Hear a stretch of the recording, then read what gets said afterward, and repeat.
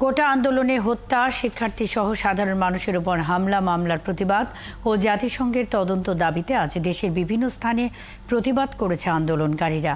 বরিশালে March for justice কর্মসূচিতে বৈষম্য বিরোধী ছাত্র আন্দোলনকারী ও পুলিশের সাথে সংঘর্ষে 2 জন সাংবাদিক সহ 8 জন আন্দোলনকারী আহত হয়েছেন। দুপুরে 20-25 জন আন্দোলনকারী আদালত প্রাঙ্গণে বিক্ষোভ সমাবেশ করার জন্য যেতে চাইলে পুলিশ বাধা দেয়। এ সময় পুলিশ লাঠিচার্জ করে তাদের ছত্রভঙ্গ করে দেয়।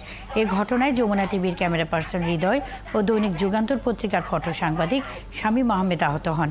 আটক করা হয় 12 বিক্ষোভকারীকে।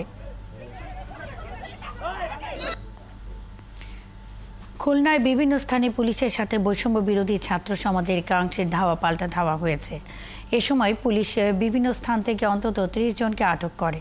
এর আগে গত রাতে খুলনা সার্কিট হাউসে বৈষম্য বিরোধী ছাত্র সমাজের বেশ কয়েকজন সমন্বয়কারী স্থানীয় প্রশাসনের সাথে বৈঠক করে আন্দোলন কর্মসূচি প্রত্যাহারের ঘোষণা দিলেও সকালে আন্দোলনকারীদের একাংশ নগরীর বিভিন্ন স্থানে জমায়েত হবার চেষ্টা করলে পুলিশের বাধার মুখে পড়ে। এ সময় আন্দোলনরত শিক্ষার্থীদের সাথে পুলিশের সংঘর্ষ হলে পুলিশ 30 জনকে আটক করে।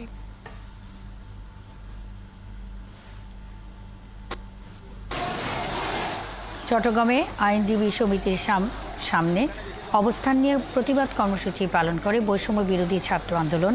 মার্চ ফর জাস্টিস কর্মসূচির অংশ হিসেবে ছাত্ররা সকালে আদালত ভবনের প্রবেশ পথে জড়ো হতে শুরু করলে পুলিশ প্রথমে তাদের বাধা দেওয়ার চেষ্টা করে। পরে আইনজীবী ভবন থেকে আইনজীবী সমিতির একাংশ ছাত্রদের কর্মসূচিতে একাত্মতা জানিয়ে মিছিল করে।